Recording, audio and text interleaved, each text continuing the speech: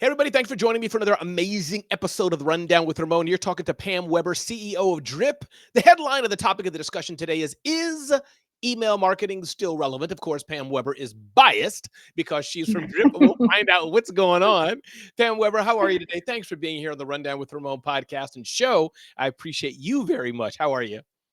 I'm doing great. Thanks, Ramon, for having me. Excited to be on the show. You're welcome. And you've been doing this for a minute. I knew you had a previous company which was focused on Yeah, small business as well. You're now at Drip, which is focused on yeah, small businesses. So I'm curious what has changed. I mean, I've been doing this for 20 plus years, and I think the technology has changed.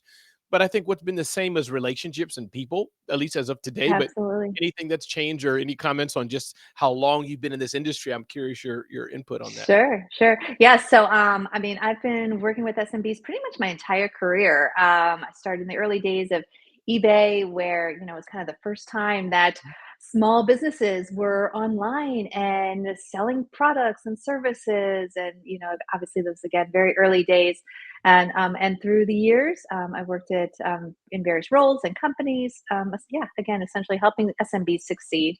I've mostly been focused on online businesses. Mhm. And obviously, it's almost that has also changed over the years. Is pretty much every SMB is now an online business, whether it's actual website that you use to drive sales, or it's used as a lead gen tool for your offline business. Every business needs an online presence, and I help businesses be successful. I love it. And I know you do it so well. And getting to that point is what is Drip? I know it's email marketing, but I went to your Yeah, website and you guys that's do it. more than just email marketing. You got some Yes, cool yes, integrations and things. But take your time and unpack what is Drip and what's the website sure, and help us understand sure. what is Drip.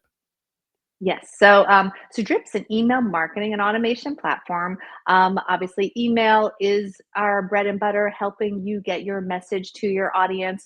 But one of the ways we do that is unique to some of the other service providers, is we have fairly sophisticated functionality that allows an SMB to kind of pack the power of a big enterprise, but in giving the SMB the technology to do that with their own hands, whether they're an entrepreneur or have a very small team. So, for example, we enable you to do really sophisticated segmentation and communication to a buyer through their journey, whether they have just visited your website and is considering engaging with you, or they've made a purchase and you're looking to re engage with them. We also allow you to automate a lot of these activities. We know that you're very busy running other parts of your business. So we try to make email marketing as automated as we possibly can. And then, of course, kind of on under the surface, all of it is built on the ability to get your message into your customer's inbox. We focus very, very heavily on giving you strong deliverability, because obviously, what's all that work in getting your message into, getting your message together and ensuring you're reaching the right person with your segmentation and targeting if it's not actually going to get into the inbox. No, that is powerful. And I want to it's not a detour, but I wanted to jump into this later. And then, but just I was on your site and I noticed you had a Shopify integration. Is that what you mean about that Right. deep kind of, not rarely, but you guys are proud of the fact you're like, you have another brand on your site. But as I Yeah. read it further, is that what you mean? Because I know this space as well, that somebody buys something, the cart abandonment, they Yeah. upsell or all versions of this. This is where Drip comes in. Like, great, we can help you increase basically your profit margin or gross revenue with the power of email. Am I on track? Is that kind of the one of You the are. So what has changed over the years with regard to email marketing is now we have technology that allows you to bring in so many data sources into your system to enable you to market more effectively to your customers. And so, for example, yes, we have an integration with Shopify where you can bring purchase data into the system, where you can email groups of users who might have purchased a product that was blue, and then cross merchandise other products that are blue, if you feel as if that is going to be an effective way to talk to your audience. And not just Shopify, but other integrations right? like Calendly or Facebook. Again, bringing that data so that you augment your customer base with the customer behavior in order to talk to them about again, other products and services, and move them along the purchasing journey. If I had to kind of take a step back and say, what does Drip do very well? Mm. We consider ourselves the world's most powerful nurture marketing platform, enabling you to drive a customer who is considering your product all the way through the purchase journey. Hence, drip. Yeah, and it's Drip. So it's hence, and yes, obviously the built into our name is is Drip Communications, is again using these email as these touch points through the buyer journey, to build that relationship with the customer, build trust with the customer, such that when they're ready to buy, they have that confidence in your product, and then of course. When you do have them, they have purchased from you now have a more established relationship and can continue to market to them, continue to build trust in your brand over their lifetime. All right, I love it. Let's get into politics a bit, Pam. And I have a lot of questions to ask you about the integration of marketing automation, but I'd be remiss if I didn't ask you a political question. Calm down, people. This is not about the White House, not about Europe, not about Republicans or Democrats. It's a more divisive issue. It's a more divisive issue. Is email marketing, Pam, even still relevant? Now, listen, Yes. have you heard of Reels? We're all doing Reels. That's the cool thing. I don't know Yeah. if you've heard of this thing called AI. You probably haven't, Pam, but AI, Chat GPT, Perplexity, Claude, and whoever's building something in their garage today. I mean, that's on the headlines. That's the news. I mean, email marketing, Pam, really? Is it still, Yes. still a thing? Yeah, Talk to yeah, me. yeah. Yeah, let's talk about for years. So I've been in marketing and working with small businesses for over 20 years now. And for years I've been hearing, oh, email's dying. And as as far as I can see, it has never died. I think it maybe fell out of fashion across The headlines have shifted. over some years. Yeah, the headlines, right? I mean, there are definitely times when email was really getting a bad rap because there was a bunch of bad actors in the system, and there was spam, et cetera, and spoofing. And over the years we've just gotten much more sophisticated as society in helping prevent that. We've implemented various laws like can spam in the US and GDPR in Europe, to discourage this type of behavior. These types of actions have built back customer trust in the email channel. And over the years we've had social media come into the fray, as well as mobile marketing and push notifications. And businesses, I've seen small businesses leverage those channels, and some of them it makes more sense to them than others. At the end of the day, what's so powerful about email is you own the relationship. Hmm. The business owning the relationship is the most, as any small business owner knows, it's the most powerful communication channel you can have. And it is a relatively low cost channel, that gives you just big bang for your buck. You can communicate in so many different modalities, whether it's text or video or images. You now can present dynamic content, changing the pricing or timed sales. And again, do that with a lot of bang for your buck. It's a very cost efficient channel, and continues to be for all these small businesses. All right, let's see how firm believer you are in this. I was watching Yeah. Mr. Beast, the Amazon show, and if you saw it, where you get $10 million, I think it's over by now, and no, I'll never give up my team. I'll always be for my team. You get $1 million if you give up on your team. You know what? I think I'm giving up. So my point is, Pam, 50,000, 50,000, Pam.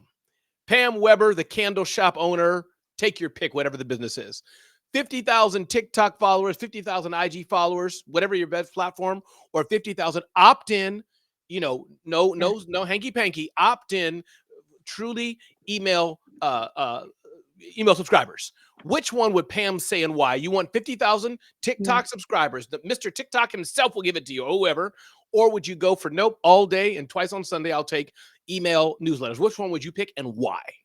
Yes, and I would pick email any day of the week, and I'll tell you, because I was a small business owner. I Okay. did have an e-commerce site. I did market on Google, on TikTok wasn't quite as big Mhm. back then, Right. but Facebook, Instagram, etc. And at the end of the day, those channels, you don't own the relationship. At Mhm. any point in time, Facebook can change its algorithm. Google can increase its pricing. AI can come in front of your search results, and all that hard work you did in SEO to get your content, get your brand in front of those Google searchers can just be gone overnight. And so, you as a business owner, like I said earlier, the most powerful thing you can have is that direct relationship with your customer. If you have gotten their consent to communicate with them, that is the most valuable thing you can have as an SMB marketer. Okay, you stuck to your guns. I thought I would swayed you. I thought you'd go, Ramon, I'll take 50,000 social media followers. But you're like, no, I'll take I email. had those followers. I had, they, the likes on your brand and the Yeah, that's followers so on your cool. brand. Like, yes, I mean, it is. It's really, I would say it's probably deceptively Yes. powerful. Yes. It's deceptively powerful because it just shows a number. It doesn't necessarily show the engagement. And of Yeah, course, email can have the same problems. sure. You can have a lot of folks on your list and you can, maybe some of them aren't as engaged. But Mhm. again, you own the relationship and it's on you to engage them, to give them the right content, to give them the right product such that they do engage with you. But again, without having that middleman like Facebook or Google, you are in a much more powerful position to be successful than to, again, have that intermediary. I love that. I definitely want to get into email marketing AI. You said you're excited, my words, not yours, I but about AI am. and you think it can help. But before I go there, I'm saying that so you can remind me because I may forget. But I do want to deviate back to something earlier. And I don't know how to ask this, but I think you'll know what I mean. Excuse me. Is it fair to say that there may be two or three types of emailers? There's that business owner that's really leveraging email with their store, with their e-commerce, the integration, the marketing automation, like at a high level and getting the maximizing percentages of profitability or engagement, which I'm guessing for Drip and even some of your peers is less. Mhm. Then you have those that are doing regular email. Hey, it's Ramon. Have a good day today. Be blessed or whatever, like a manual or automated, but like a regular push email once a week, whatever you may call that. Mhm. Does that make sense what I'm Mhm. trying to ask you? Can you talk about Yeah, what I'm yeah. trying to ask? Okay. Yeah, yeah. So yeah, way back when, it was just kind of like how many people on your list, push the button, are they subscribed or Right. unsubscribed? And that's how you communicated. But as I was saying earlier, there's so, you just the sophistication that Mm, is now exists and the tools that again were really in the hands of the bigger companies who had big development teams and lots of data scientists on staff who were able to do that work and create those segments. We've now been able to put those tools and those capabilities into the hands of the SMB. So it is just, again, much more powerful than, maybe kind of like your, I want to say grandma's email, but I don't know. it's Not that expedited. old, I'm right? Like 52 and grandma kind of skipped, she's done with email, she's in texting, right? But, um, compared to 10 years ago or yeah. so, there's just so much more sophistication. And, again, like I was saying earlier, the industry has done a lot to build back trust. I mean, even, think about Google when they created kind of the tabs of Mhm, promotions and mhm, personal and, social, et cetera, right? That really, forced marketers to up level their game mhm. and again get better at the messaging and the targeting and the timing of their communications. And again, because sort of these laws and other things have been put in place to kind of get the bad actors out, you're left with the great marketers and the great actors. And there are plenty of emails that I look forward to receiving because I know I'm going to get great content, and that merchant or that business Mhm. has built a trusted relationship with me because they worked hard to ensure that what they're saying to me is relevant. Yeah. I'm curious, and then I want to go back to AI, but curious, what is your best advice? And I'm sure it depends, but like, that you buy going back to the candle company or buy a pen or buy some clothing, much of the emails they send are pretty transactional commercial. Men's fashion, I click on a link and I get emails. Is that okay? Because I am identified customer. I do want it. Or should they infuse in, which I've never seen, like, hey, have a good day today, or it's Friday, more syrupy emails like a business coach, if you get what I mean. A business Yeah, coach is more, I yeah, was walking my baby out today and I saw a butterfly reminded me of life, and if you work with me, it's different than if you're buying from J Crew. Their emails are pretty And I was just curious again. I just came to thought. Can you guide us in that? Sure. Are both good or yeah? Sure. What is your Yes. your So, I mean, I will say yes, of course it does depend on the business. But the advice I would give to any SMB owner is you test it. It is up to okay? you, right? So you have email addresses and Mhm. customers that you're talking to or attempting to communicate with. Now you have so many ways in which you could test that message. You can test the timing of the message. You can test the subject line of the message. You can test whether talking about butterflies and kind of wrapping that around that transactional message is better than a Fair enough. clear cut transaction message. So I would say what is in every business owner's control is the ability to test and experiment. And that's what great marketing is, right? It is, understanding your customer, testing those, creating hypotheses around the message and the product that you think is going to work, and then acting on that and understanding, the data that you're getting back. And understanding, and that is enabling you to be more effective. I love that. On Fridays, I have a show called Small Biz Breakdown with some people you may know, Eva Taylor, John Lawson, Mm. Brent Leary, others. And we had a fight about like, if you're using AI and you're an agency, should your rates be changed? I was in, you Ah, didn't hear, yeah, you didn't hear the whole conversation, but in a nutshell, yeah, I no, was no. saying yes, in summary, due to a variety of reasons. Because, Yeah, you know, if I'm building your house, Pam, it takes me 50 guys and gals and hundreds of hours. So you're going to have to, that, I need to make a profit. But today, it takes one guy, one gal, and I do it an hour. Why am I paying the same? So my point is that's a side yeah, note, but it's just my question to yeah. you is talking about AI now. So half of our peers are scared with AI, don't know what to do with it. Other half are more or less excited. Where do you fall, and why do you say, Pam, that Yeah, AI is an exciting time that Drip, which you represent, yeah, is bullish yeah, on it? Is there? Talk about AI, email yeah, marketing, and why yeah, you're so excited about it. yeah. So, well, I will say, while we are very excited, we've just kind of started talking about it as a company is being cautiously optimistic Fair because enough. we know that there are definitely challenges with the technology. We know there can be even like moral questions, Mhm. around how you should best use the technology. And what we're trying to do as a company is be cautiously optimistic that Mhm. we can use this technology in a way that is going to benefit our business and our customers. And kind of along the lines you're talking about the show where you were Mhm. debating on how do you think about pricing when you bring these tools into your product. And I think no one knows, right? I mean, that's what's kind of exciting and scary at the same time, right? Whenever you're having this level of disruption that I think we are expecting to see, it is very unknown. And I would say, I think one of the things that's really interesting about the marketing space is if you think about kind of what are industries that tend to be early adopters and early kind of kicking the tires, those are the marketers, right? Marketers are always kind of trying to get one step ahead of trying to understand how can find tools or other ways in which to reach an audience more effectively. And so I'm excited that we're kind of in the center of this, and that we will be we marketers and marketing tools will be early adopters. And some of the things that just excite me are again, like, you will be able to test more quickly. You will be able to run all different types of experiments that would have taken you maybe hundreds of hours Mhm. to execute, right? Like, all of that is just going to be much faster and efficient. You'll be able to query your data in a way that also would have taken like a long time, right? Either you needed to wait for a report or you need to wait for your data analyst to like cull through all the data. You'll now have these tools that will enable you to ask the database the analytical questions and be able to make decisions faster. And we even see, kind of, this is along the lines of the agency work you were talking about. Like, yeah, I can imagine that there's a lot of kind of block and tackle work, low Mhm. value work that a lot of these business owners and teams needed to do in order to get their marketing, up and running and working well.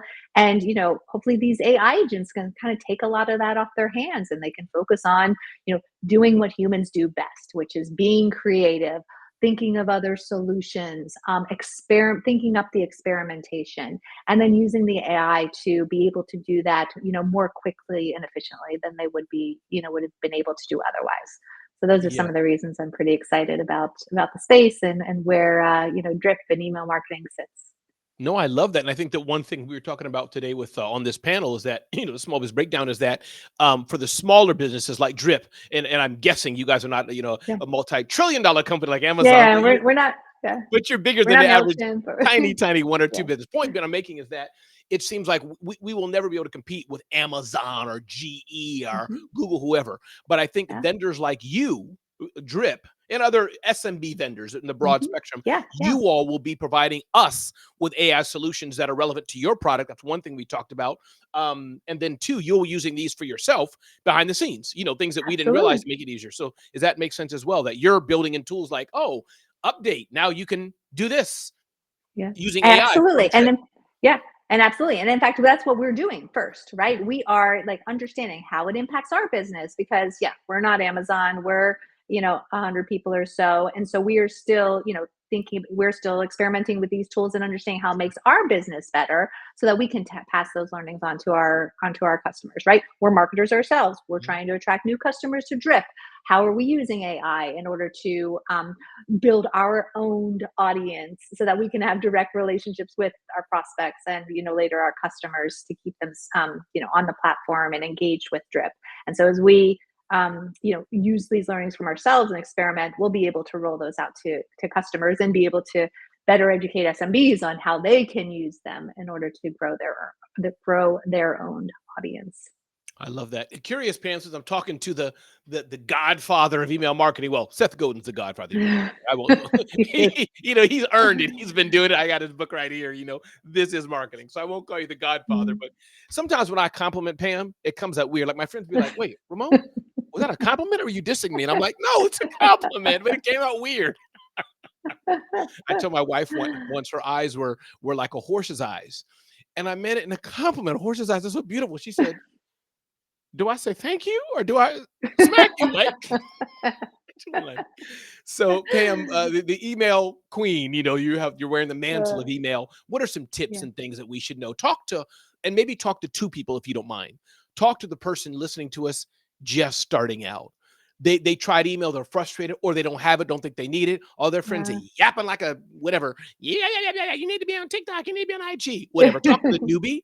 And then if you can talk to the advanced one, the one who's sending out emails, but like, and you said already, but like the upper echelon, the upper 10%, 15%, whatever that number is, talk to the two people if you don't mind. Your advice, tips for what they can do. Simple things maybe they can do today. I don't know. What's your Sure. advice? Yeah. So if you're just starting out, and maybe you have a website, maybe you've started to market your products on social media. Like I said, you're just going to, in terms of if your business is going to be successful in the long term, you're going to need to do a good job at owning your audience. And so, kind of the basics you can set up today is making sure that you're collecting, email addresses with consent anywhere you can, whether that's you're on social media, you want to engage your prospects not just in an ad, but once they get to your website, make sure you're asking for that email address and give them a promotion offer or something in order to provide that incentive. But you want to do a good job building your list. That is step number one. Step number two is you want to make sure that that list is clean. So, watch out for, and most of the email marketing tools will help you with this, but, you don't want to be collecting bad email addresses. You don't want to be buying email lists.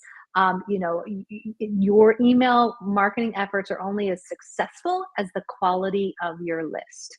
Mm. So make sure that you're collecting the emails, and then when you are collecting the emails, that you are keeping that list clean by keeping bots and kind of bad email addresses out. But also, if people are not engaging in your emails, you want to remove them from your list. The Googles, Yahoo's, the world, they're looking at how your bounce rate and your spam rates, and those types of analytics very much impact your ability to get into that inbox. And then the third thing I would say is just be authentic. If you are the entrepreneur, you're the business owner, you want to talk in your own voice. You want to have your prospects and buyers understand, who you are, what you do to stand behind this business. One of the things we hear is so powerful about email versus other channels is you have a lot of space to do that. And text is a great, writing text, Mhm. writing words is a great way in which to kind of communicate with, empathy and in a human way that is Mhm. harder to do in, an advertisement, a digital ad or in a text message. So again, back to make sure you're building that audience as soon as possible. Make sure you're keeping that audience clean, and you don't have to kind of get too stressed out about like, oh, do I have like an email program and how many times I'm going to talk to them? Like, just start with what feels natural to you, Mm. especially if you're in the early stages of building your business. A lot of these folks are probably your early adopters. They are customers and prospects who want to see you succeed. So, that's kind of that more intimate, you can have a sort of more intimate relationship with that audience. I So love that's what that. I'd say to the, No, go ahead, please. go ahead. Uh-huh. Yeah, I was gonna say that's what I'd say for like the Yeah. business that's first starting out. Perfect. Yeah. Just don't have a lot of sophistication. You don't need that level of sophistication. You just kind of need those basics to start. Yeah. No, before you get to the second type, I just want to underline something. A, you get excited. Pam's again, her doggy veterinarian company. She's going to the Yeah. doggy veterinarian expo. Somebody emails her at 3 a.m. Hey, I got the whole list of attendees at the doggy expo. Pam should not take that list, suck it in there, and start emailing them. One, it's unethical, but two, you're saying because out of the 10,000 people, and again, if I'm confusing you, let me know. I confuse myself Yeah. sometimes. Yeah. Out of the 10,000 people, 3,000 of them go to Gmail. Gmail can see out of those 3,000 people, half the list click spam within seconds. Something's wrong with this Yes. sender. We're going to deprioritize or whatever them. Is that kind of what goes on, that they can see what happens on their platform from Ramon, from Pam, and they're looking in milliseconds like, oh, 400 emails from Pam or from Ramon are going to this email and everybody's clicking something, something's wrong. And they will look at that and Exactly. do it in a Exactly. blacklist or And whatever. that's what and exactly. And in drip, we would see that too. And if that happened, Okay. what we do is we reach out to the customer and say, hey, what's going on here? You need to be careful because, we care very much that, you can get Yeah. your emails into the inbox, and would definitely, step in there and try to get that straightened out. So you want to do that. You would do that before even the provider sees it because that will hurt all of us. That you meaning you want to make you want to see it. Wait a Yes, minute. well, I mean, One of our own customers sent this we out. probably see it at the same time, Okay, got but, it. we definitely, probably seeing it around the same Yeah, time, but when we're seeing it, we are also going to be outreaching to the customer got to it. make sure that we can, try to, fix that and make sure that make sure that the business understands, how that could, get them in trouble and, take down their business, especially, of course, it depends on how important email is to you, but, obviously a lot of our customers are using our service because email is important to them and they want the sophistication, that we provide them. So Got it. So Pam, talk to Ramon Ray. I've been emailing since 1922 with George Washington. I've been there, done that. I know how to import, export. I get it. I know we have to use good subject lines, and I can do image. Pam, I know all that. Now, what do I need to know? I'm an OG. I'm an yeah, email ninja. I've been sending my email out faithfully once a week, every Thursday at 2 p.m. I got about yeah, 7,500 people on that. It's all opt in. People are good, and I sell something online, let's say, or I'm an accountant. Take yeah, it yeah, wherever you yeah, want it. yeah, Give me some yeah, tips for me now. I already know how to email. What else do I need to yeah. know to get to the next level? Yeah, yeah. So I would say, are you taking advantage? You probably have an opportunity to up level your marketing, and that's Mm, what we talk to a lot of customers about.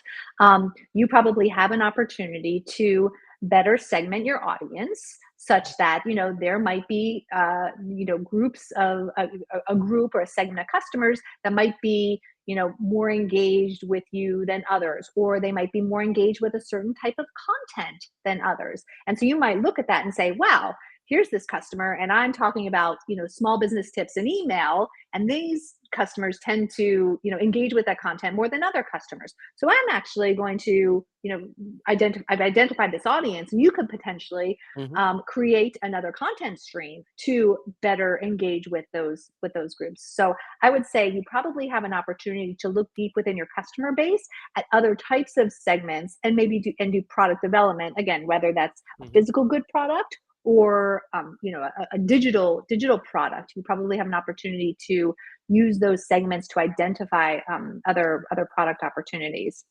I love it. I So would even say, though Ramon has been emailing all this time, there's still ways. I like that yeah, segmentation, which I'm not doing.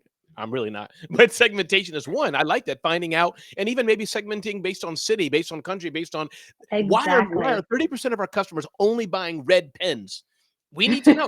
Anything, right? Is that kind of that exactly. segmentation? Sorry, what else? I think I Exactly. may have And interrupted then you. you just started down that path as well. But what is you may not be bringing in the data Mm, into your system in order to make your help make your email marketing efforts smarter. So, for example, just like you were saying, whether that's, are you bringing that geographical information in? Are you bringing the website visitor detail in? The fact that they were sitting on the your cart page and abandoned it. you know are you using that information to say, hey, this customer is giving me data about the behavior, and are you acting on that behavior in order to either continue to engage with them in a relationship, or to cross merchandise and encourage other purchases. The again, bringing the data into the system is another way in which we see kind of those basic email marketers up level their game. I love um, that. and then maybe the third would be back to just the content in your email. So are you actually using that dynamic content in your communication? So the Mm. fact that they visited this product, are you bringing that product into your next email communications with them? Are you providing them a more personalized experience, in the actual messaging? So those are, again, ways in which we see our customers up level. And I would think there, if you're a business owner, you can probably look across those three areas. The segmentation, bringing in the data, and then actually packaging that data into a communications that is more powerful than not using those tools. I love that. Again, everybody, we're talking to Pam Weber, CEO of Drip, email marketing company, drip.com. You can check them out. Pam, before we end, and if there's anything I didn't ask you or you wanted to touch on, feel free. But can you underline this aspect of owned audience? I think that's the big difference between social Sure. media, other content, and email marketing. Social media is great. It is what it is, but again, I think they say a Facebook post or something reaches 0.1% of people, whatever. My email open rates, I'm proud to say, have 30 to 40%. I think that's a That's good number, I excellent. think. Yes, Yeah. that is So great. right. So, I mean, so talk about that owned audience, which is Yeah. the number one reason. I think it could be more, but feel free to talk Yeah. on it. Just Yeah. underline Yeah. that again, Yes. owning your audience. Sure. So obviously, as a marketer, there's so many channels you can use to reach your customers, and a lot of those, if you think about it, almost have like a tax. You maybe have to pay to get in front of an audience, or if you're going to pay for Google Ads, or you're going to have to invest a lot in content to get in front of organic, or you're going to have to invest in content to get in social media or other types of viral marketing activities to try to build that audience. At the end of the day, you're kind of beholden to those platforms to talk to your customers. And one of the things we're seeing in AI today is some of these channels are going to be disrupted. Let's take SEO, for Yeah. example. If Phew. you all go to Google today, right, you type in your search term, Mhm. and more often than not, you get that AI blurb. And so you don't end up clicking on one of the That's right. 10 either ads or organic ads that were there. And if you're not doing that, you're imagine what businesses are not getting traffic from that anymore. Some of these channels are going to be, are going to be disrupted by AI in particular. And I think it's going to be even more important that you understand how to own your audience, that you invest in owning your audience, and nurture that audience such that you can have relationships with them over the long term. So and just to be clear, like an owned audience, that is the email, getting the email address, or the phone number, so that you can talk to them via phone or SMS. That's what I mean. Or even the blog, you could consider like your blog Yeah. kind of Yeah. owning your audience, especially if a customer is coming direct to your blog, or your content publishing system to engage with your content. That's your own audience. And the bigger you can build that without and nurture that, the better off you're going to be. Again, especially if some of these other platforms are very powerful, or they're going to be disrupted, with new technologies in the longer term. I love that. Anything else I didn't ask you, Pam? Anything you wanted to mention? If not, it's okay. But anything else you wanted to mention or ask or bring Yeah. up? No, Just that, I guess I want to say I empathize with all of you, small business owners out there. I was one myself. I guess Yeah. I even am one myself. And it's I know it's a journey, and you're always out there looking to try to figure out how to make it work. And I just want to say I have a lot of empathy and admiration for you, and I hope to continue my career helping you. I know you will. My name is Ramon Ray, everybody. This is the Rundown with Ramon show. As a publisher of zoneofgenius.com, talking to my old friend, but getting to know her better, new friend, Pam Weber, CEO of Drip. Again, check out drip.com for email marketing, marketing automation, and so much more, especially even e-commerce. Email is a big part of that. So again, thank you all for watching. Thanks for listening. Appreciate it. Glad you're here today, and see me at zoneofgenius.com. You can check out Pam, get to know her better at drip.com, and I'm sure on social media as well. Thank you so much, everybody. Awesome. Thanks, Ramon.